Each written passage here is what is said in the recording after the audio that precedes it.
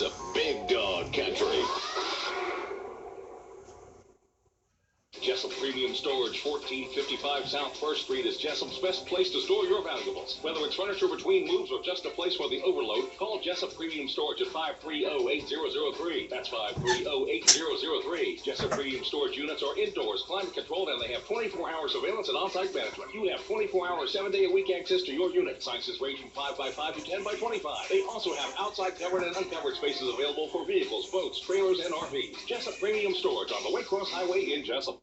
At Broadhurst Landfill, keeping our communities safe is the most important thing we do.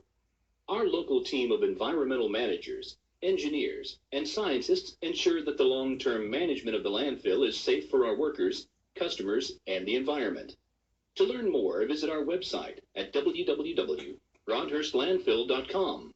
Or you can go to the website, click Visit Us, and sign up for a tour to see firsthand how we operate. We hope to see you soon. The January clearance event is going on now at Mike Birch Ford in Blackshear. Get up to $10,000 off new 2016 F-150 and up to $10,000 off 2017 Expeditions, plus 0% financing. Credit problems are no problem at Mike Birch. Our finance department is ready to put you in a new car for the new year. Remaining 2016 inventory has got to go now, so don't miss out on the savings. Come see them at Mike Birch Ford or 24/7 at MikeBirchFordBlackshear.com. The January clearance event has started at Mike Birch Ford in Blackshear. We're overstocked on new vehicles, huge savings, and top dollar for your trade. Right now, up to $10,000 off remaining 2016 F-150s, $10,000 off 2017 Expedition, and 0% financing. Plus our free lifetime powertrain warranty on all new vehicles. Stop the search. Call Mike Birch, 912-449-4446 or 24/7 at MikeBirchFordBlackshear.com. 0% financing with approved credit. See dealer for details. All right, 6 minutes after 8 o'clock, you're listening to the Big Dog, WIFO-FM in Jessup, 105.5 in your FM dial. Butch over here with you Friday morning, 27th day of January. Sunny and cool weekend. High today, 60. High tomorrow, 55. Sunday, sunny, breezy with a high 58. The Altima Harbor level is 11.7 feet and just kind of hanging out in that area. Currently here in southeast Georgia, we have 41 degrees here in southeast Georgia. All right, time now for the world-famous Butch and Bob Show, brought to you by Broadhurst Environmental, by also Mike Birch Ford and Blackshear and Jessup Premium Storage out here on the Waycross Highway. And Bob, Christy Carter from Wayne County Chamber of Commerce back in here with us again. Yeah, she's been here several days this week, but it's all about school choice. Like I said, it's National School Choice Week. Yes, January 22nd through the 28th of this year. And it's a celebration of opportunity and education, finding the best need for your child. And it's awareness in our public school system, our private, and homeschooling, and even just all type of online academics, magnet schools, even charter schools. And today we are having a guest in the house, and it is Dr. Jay Brinson, our school superintendent with the public school system. And Dr. Jay, welcome. Good morning. Always good to be with you guys. Good morning, Jay. Dr. Brinson, the mic is yours. Well, of course, we are, public education, and I'm certainly going to advocate for that, but I'll certainly acknowledge Ms. Anderson and Ms. Bowen that were here earlier this week. I think they've done a great job explaining the advantages to having school choice options out there, because, I agree with them. It is correct that, all children, operate, they're complex individuals, and sometimes the conventional public school option is not the best for them. Public school educates about 95% of the children in the state of Georgia. So we are educating the masses here in Wayne County. We have 5,600 students. And we're funded. I guess that's probably the biggest difference. We're funded by the state and federal government. But along with that, and I think I heard dictated by state. Yeah, I was just saying, I think Ms. Bowen alluded to it some yesterday. With that money, with that funding comes a lot of regulations. And we've been through a period of time where there's been a lot of, in my opinion, government overreach. When I say a period of time, I'm saying, a decade, maybe a decade and a half of that. And I think we're starting to see that pendulum swing back the other way a little bit. So where there's beginning to be a move back to local control, and that's a good thing. But I'm saying we've had that conversation many times with board members and superintendents. You know, a lot of the stuff that the board members do, they're just pretty much rubber stamping what's dictated by the state and the federal government. That's correct. I mean, as far as funding goes, programs, testing, things like that. Right, and it's sad because, and again, I'm agreeing with the ladies that spoke before. That's where the frustration comes in with teachers, and the teachers are where the education. That's where the rubber meets the road. You know, they're the ones touching children every single day. You know, education is really, in my opinion, is really divided up in two types of people: those who teach and those who support the teachers, and that's my position, along with a lot of individuals within our system. But the teachers are where it happens, and when you have so many regulations, and there's always going to be accountability, and it has its place, and it's important when people want to know where their money's going, where it's going, and what they're getting out of it. And there's nothing wrong with that, but I think we've been a little, too stringent in trying to make public education, or especially public education, fit into the corporate model, and it just doesn't fit. Are you winning any battle? I know you went to exit issues, and our state representation was there. We talked about how in the past the state used to fund so much for bus fleets. I mean, and now we're down to, they used to fund. You used to get 4 or 5 a year. Now you're down to 1. Right. And funding's always an issue. And I'll say this: our representatives, we're fortunate here in Wayne County and really our surrounding areas to have, Chad Nemmer, Bill Workheiser, and now Blake Tillery representing us. I can say this about those guys: they listen, and they're a voice for us. And they're a voice for us. The problem I've seen is we got to give them the information to make sure we're talking to them and let them know what's going on the ground. Going back, the funding is always an issue, and these are some of the things. Look, the state government, funding a state government is a complex thing. And education is just a part of it. It's a big part. It's an important part, but it is just a part. And so we have to recognize that. We're very fortunate the governors restored some funding. We went through the economic downturn. A lot of austerity cuts is what they're calling. They cut it, which really flies in the face of what the Georgia Constitution says. That when you get into what it says, the state of Georgia will adequately fund public education. How do you define adequate? Of course, you have to do what you have to do to pay the bills for the state. But he's restored a lot of that funding. And again, this year he's put in the budget so far. I mean, it hadn't been approved, of course, until the session's over with. But he's talking about putting 2% into the pay scale, and we will certainly go by that here in Wayne County. But what you don't see is the price of health care went up so much again this year.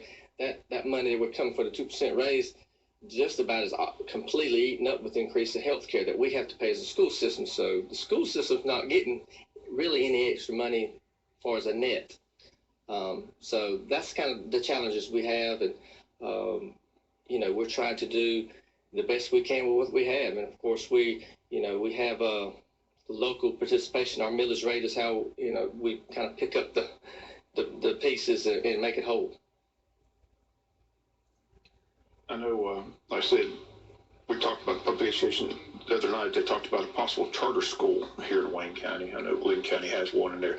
You said the first district is trying to get Wayne County to implement one. That was discussed at the board meeting. Talk a little bit about that. Sure. I know the board members seem to be open to that. We're really excited about this project, and this is something we've really worked on the last 2+ years. And what it is, we're trying to implement a charter high school here in Wayne County. We're just in the beginning phases of the application and approvals stage, but this is basically what it is. Foothills Charter High School is really centered up in the North Georgia area. Glenn County has gone through the replication process, is what they call it, and now they've established a charter high school in Glenn County called the Coastal Plains Charter High School. All right. So what we're trying to do is go through the replication process with Glenn and Candler, and how we will have eventually a Wayne Coastal Plains Charter High School here in Wayne County. What is a charter high school? Well, a charter high school is it's just like any other high school in the state of Georgia. It goes through an approval process. A charter high school, to simplify it, they develop a charter, and that's the guidance, the regulations that they have to go by.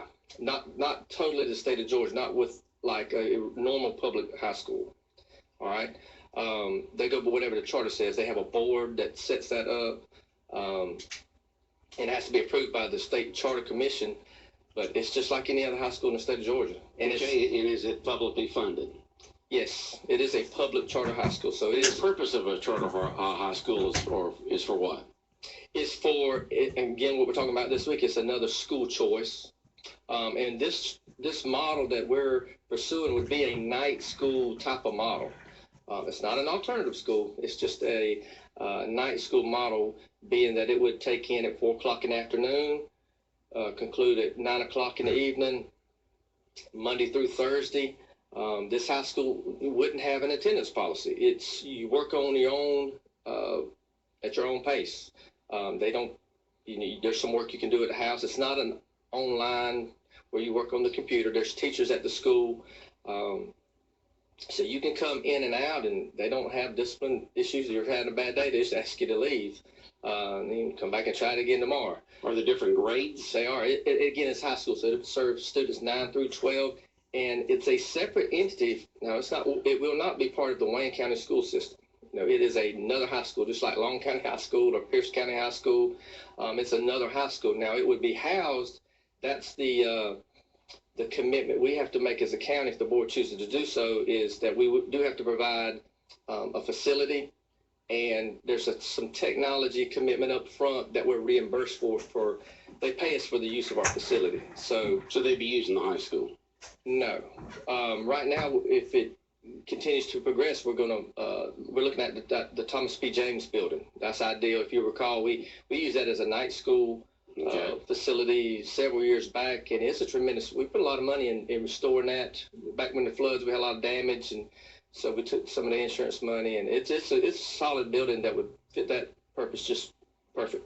And what is the reason for starting a charter school here in Wayne County? Well, this is what we see here in Wayne County. Our graduation rate is about 80% right now, and what we're seeing as far as the numbers, and my tenure as high school principal for 4 years, what we see, especially in Wayne County, is our kids, they've already made that decision. The school's not for me. I'm not very good at it. I don't like the drama. I don't like all these people. I'm getting out here as quick as I can, and they drop out early. So the high school doesn't really have a chance really to engage them. And a good portion of that are the students that are not involved in any kind of extracurricular activity, any kind of club. That's about 10 or 15%. And so probably about half of those are dropping out for sure. Okay. If they have another option, we have an alternative school now that, some kids, are going there, and it's for other reasons. Their family's struggling, or they already have a child and they have to work during the day. So that night school availability and that flexibility, just fits their needs. And again, we got to get these kids a diploma. Okay, that's what we're trying to do. The charter school, at least 20% or so that drop out, get them into a school where they feel more comfortable, more flexible. They work on their own pace, and hopefully they will get that high school diploma, be able to move on. That's correct, and that's what it's all about. Wayne County, these are all of our kids, it's all of our people, and most of our folks, especially the ones that drop out. I mean, the research tells you that kids that drop out, students that drop out of high school, go no more than 10 miles from where they currently reside. So. There's not 10 miles. I don't think they're walking across there's not a whole lot across the river in Long County. So they're staying right here is my point. Right. So we need to open up these options, try to get these kids graduated. It's tougher now than it's ever been to become employed if you do not have a high school diploma. The GED program is another option. but there's not a ton of success with that. Those requirements, what's happened is those requirements have been ramped up, and so they have to have some coursework, knowledge base to be able to pass that test. You just don't withdraw from Wayne County High School and go over to Coastal Pines and say, I need to take the GED real there's quick. a few months of, we've talked to them from Coastal Pines. There's a few months of taking classes. Sure it is. And it's based on, what level you're at. So it could take 3, 4, 5 months of taking classes just to be able to take the GED. And they do a great job for those kids that are committed to doing that. I think the problem is the numbers of students that are committed to doing that. If they're committed to doing that, why not stay in school?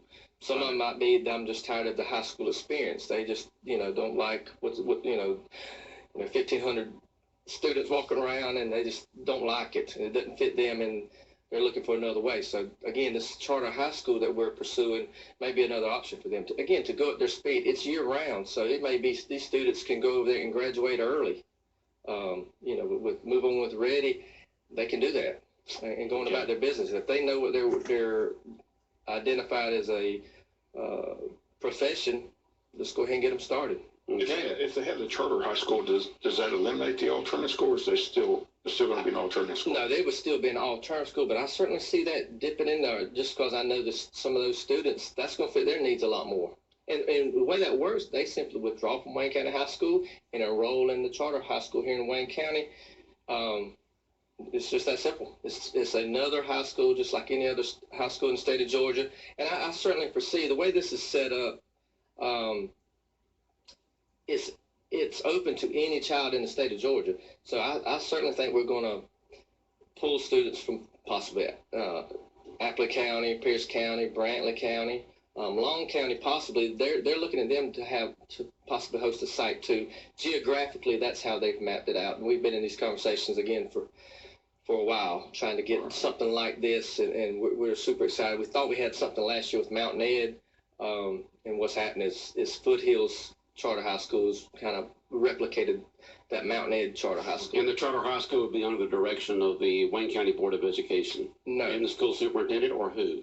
They would be under control of the Wayne Coastal Plains Board. It's a whole separate entity. The only involvement as far as Wayne County would be our involvement with the facility. And funding, right? Did they mention funding? They said they were making $100,000 a year, but you said you got so much money back for the use of the facility. That's correct. The initial startup is there's a commitment with technology up to $100,000, but they reimburse you $60,000 at the end of the year. It's front loading the money, but after 2 or 3 years, you're really to the good. You're making a little bit of money, which we would probably put it back into it, try to keep it upgraded to a system, because again, these are our kids. And who is this board, and where are they located? This board, we would have to develop that. Oh, okay. Well, it's a little complicated. Foothills, it's because it's new. Foothills is the overseeing entity right now. Right. All right. This is Coastal Plains. Mm-hmm. The one in Brunswick. The one in Brunswick. They've just been developed. They're going to work under the Foothills, I guess, hierarchy of administration. Foothills is located in which town up north? It's in several towns. Several towns up in the north part of the state of Georgia. Okay. All right. Yeah, in Madison County.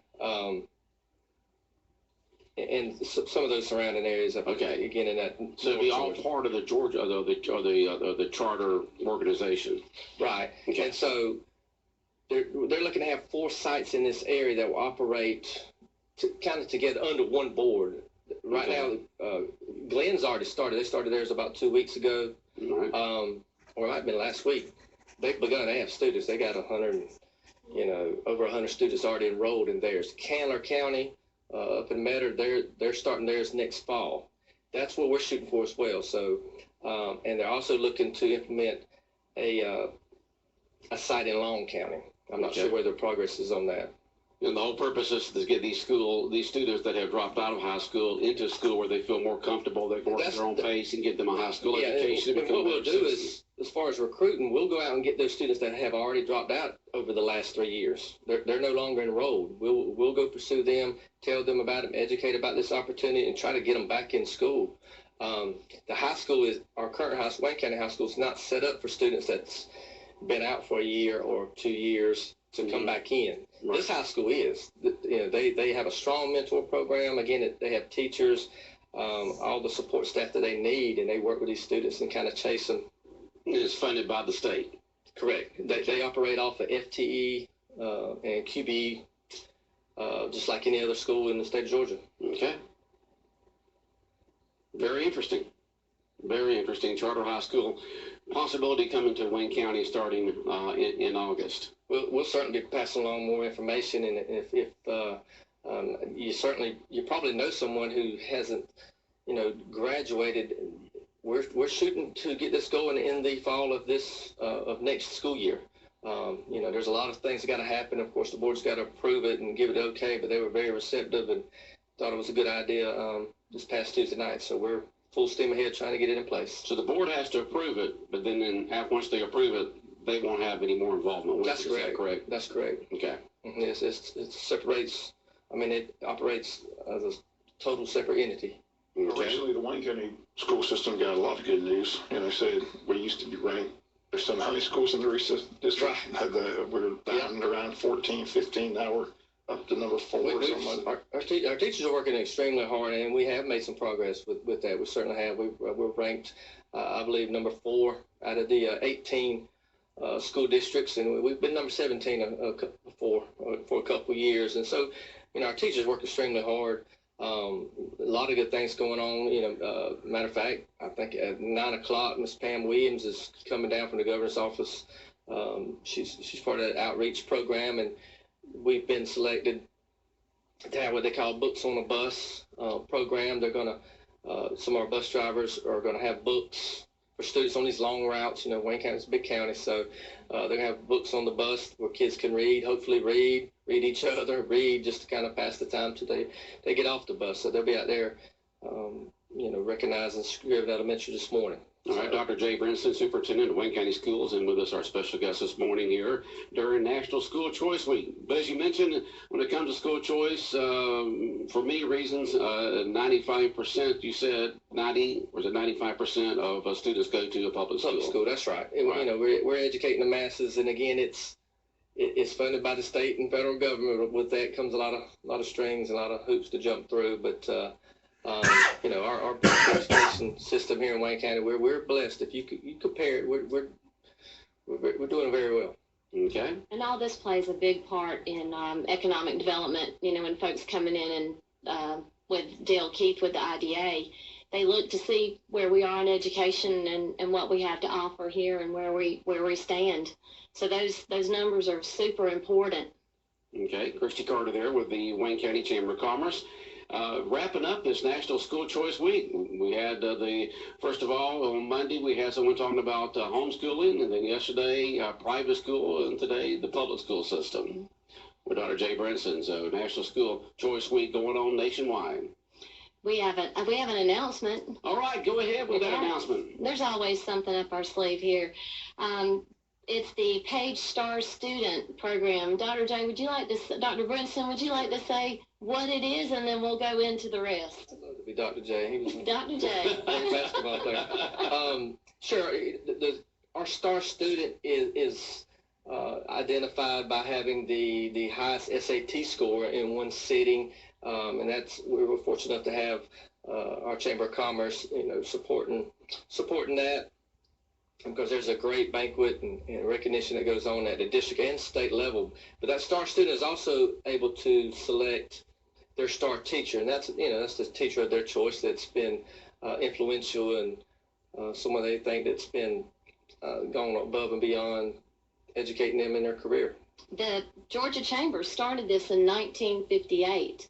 And it's been ongoing for quite some time, and they've honored nearly 26,000 students and teachers selected for these academic excellence. But they have a district where our star student will compete against everyone else in our district for the district winner, and we actually had a district winner 4 or 5 years ago, and Sebastian Valencia was selected as our winner and was able to go to the state level and compete as the state star student? Well, yesterday, Jody Ammons, our Vice Chair of Education, and myself, along with Bo Adams and Martha Puckett Middle School's principal, Pam Schumann, were, and the assistant principals, were there. And we awarded or gave a congratulatory letter to this year's Page Star student. And it goes to Wayne County High School senior Nicholas, which he goes by Nick Reel. And he is the son of Francis Beverly of Jessup. And he earned this academic excellence, and with his teacher being the star teacher of the year goes to Andy Blaylock, a social studies teacher at Martha Puckett Middle School. And it wasn't a high school teacher he chose, it was a middle school teacher. So they both were extremely excited yesterday. Very proud of Nick. Very proud of him. He'll represent us well. They will attend the Chamber quarterly membership luncheon on February 23rd to receive local recognition. That was the congratulatory, and press is getting all that out. But the recognition certificate and everything will be given to them February 23rd at our membership luncheon, which will be the state of the county, and the reception for that. We have Dr. Brinson will be there.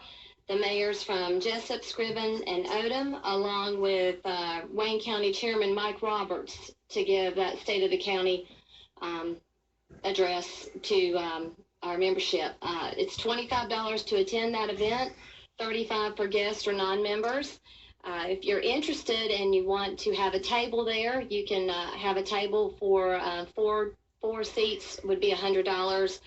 $250 would get you a sponsorship at a table with recognition, and the event will be sponsored this year by the Michael Long Agency. Again, this is February 23rd from 11:30 to 1 at Coastal Pines Technical College, and it will be the State of the County and our Page recognition event. So we hope to fill the space. We had a great big turnout at our last Eggs and Issues, our local Eggs and Issues, so we hope to fill the room again with folks attending this to hear good things about our county and what's going on with the school system. It was a great event last year. Really enjoyed it. Yeah, we want to share the good, what's going on around here. That's right. So I wanted to know who funds the charter schools. It's the state, just like going to a regular high school. Just like Wayne County High School. Yeah, the state does. The parents don't have to put anything out of their pockets except for supplies and stuff. It's just funded by the state. It's just like a regular high school in the state of Georgia. Okay. All right, Dr. Jay Brinson, thanks for coming in. We appreciate it very much. Time to go back there and sharpen the pencils and work on that budget, right? That's right. All right, go ahead. Christy, what else you got? Can I shout with the ribbon cutting we've got January 31st at the Chamber and the IDA. We'll also have our junior board of directors attending. I just got a text from Wendy Dolan, one of the school counselors for that, and they will be there at our ribbon cutting. We'll cut the ribbon at 5:30. So we hope y'all come out there. But, you know, we had that bad tornado that recently came through. We have somebody here in our area, which is worship pastor Jordan Davis, will be trying to fill up a U-Haul truck that's going to help. Turning Point Worship Service Ministries is filling up a U-Haul. Yeah, Albany and Adel, Georgia, they're affected by these tornado victims. Items can be dropped off between now and January 31st at 5 p.m. And just some of the things they're looking for: bottled water, canned goods, non-perishables, paper towels, toilet paper, personal hygiene products, toothbrushes, toothpaste, etc. And that location is 1810 South Palm Street in Jessup. And for more information about that, you may reach out to Turning Point at 294-1876, 294-1876. The church is located there on South Palm Street, almost at Sunset Boulevard. So that's where it's located. And hopefully that U-Haul will get filled up, and Pastor Davis and the rest of them get it all taken over there. And again, I just want to thank Becky and Sharon and Dr. Brinson for participating this week with National School Choice Week and making these making the community and the public aware of all their school options, and we certainly appreciate them, and the Chamber is excited to be a part of that this year. And the goal of all the education, whether it's public, private, homeschool, is to educate these children to get their high school diploma hopefully to go get a skill in college, military, technical school, whatever, being good citizens, and that's what's the goal of Good leaders. whichever way they want to go. Quick comment. Sure. I also just wanted to acknowledge Christy. Since she's come on board, she's been on fire, and she is doing a wonderful job. She is moving this place forward. So, I want to thank her for her efforts. And also, let's rally as a community and help those folks out down Southwest Georgia. Superintendent Butch Mosley down in that Albany area. He's got 2,000 school-aged kids that are displaced right now. So they're in bad shape. They're in bad shape. So you wouldn't believe it if you went over there and saw it. It's just, it's bad. So anything that you can help out with that would be great. All right. Y'all have a good day and a great weekend. Thanks, Okay? guys. Have a great weekend. All right. Big Dog Country Radio, WIFO 105.5 FM.